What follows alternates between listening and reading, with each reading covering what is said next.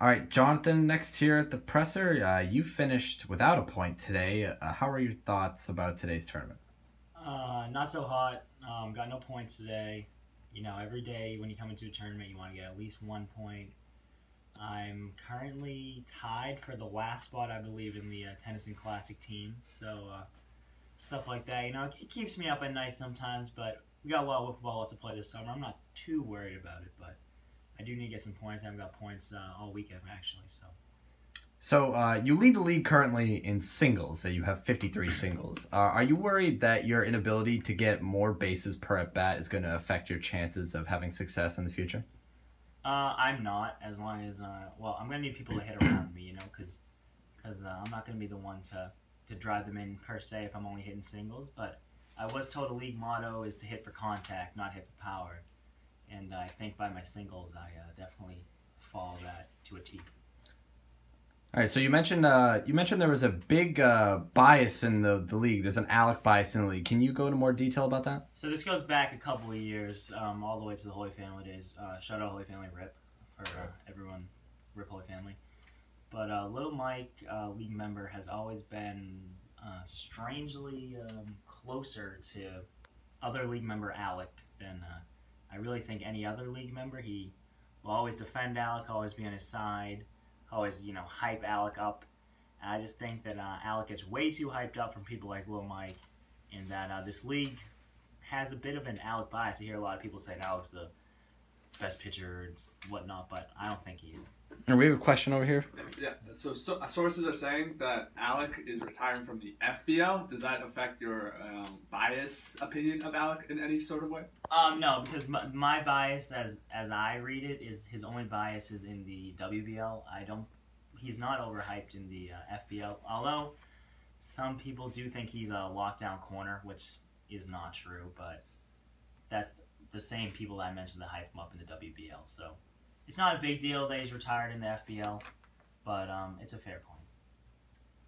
So you mentioned also earlier you had a lot of frustration with your relief pitchers. Can you just talk about how that feels when you get late to a game and you have to rely on somebody else to finish and they can't come through for you? Yes. So a lot of people tell me I'm a not so good of a pitcher. You know, I'm trash at pitching. I throw meatballs and ducks. These are all facts. But you came in today, blew it.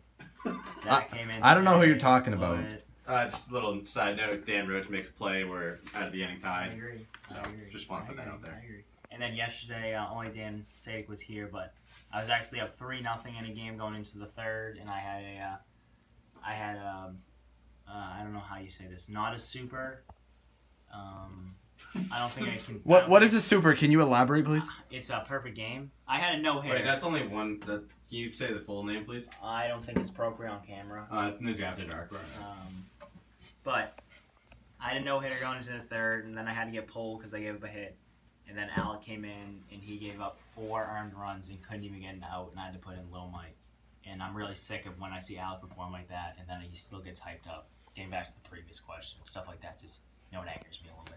Are you gonna try and propose some rule to try and fix that so you can have more of a say in the end of the game instead of having other people blow it for you? No, because I mean, I can change the way I pitch. I don't have to start. You know, I can come in at the end if I really want to. But you know, it just sucks. You know, it is what it is. Some people just, I don't know if they intimidate me. People as a manager, I know I'm pretty intimidating. So I don't know. Maybe. All right, that was the least important thing. Their baseball question over there. Yeah. Speaking to your managing, you hype yourself up as the best GM in the league, but the points aren't really coming this year. So what's going on there? It doesn't really seem like things are going too well. We're working with a bit of an early season Cavaliers vibe this year.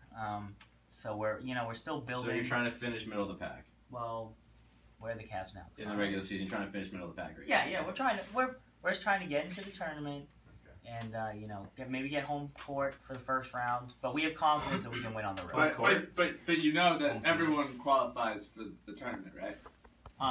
Top 4 is what we're aiming for. Oh, okay. So you just want a top 4 seed, not to qualify for the playoffs, because everyone qualifies for. Now we got a question over here. So Captain Jonathan of Team, I believe Sheesh God, if I'm not mistaken. So when you were eliminated today, I saw you personally I saw you toss your bat up in extreme anger, approximately 45.5 feet in the air, and you screamed, "No!" Can you explain what was going on in your mind in that moment? Yeah, but can you elaborate? What was the launch angle on the bat? I believe it's approximately 47 degrees. All right, thank you. Yes. So yeah, I mean, a lot of stuff was going through my mind at that moment. It's a lot of frustration. I'm still more frustrated from yesterday than I was today.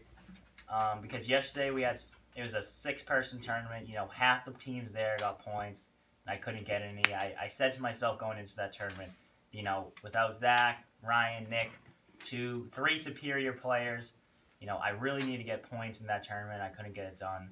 I mean, it's just a culmination of the weekend's multiple frustrations, multiple tournaments, and it just came out in that moment. Thank you. All right. Thank you for your time, Jonathan. Thank you.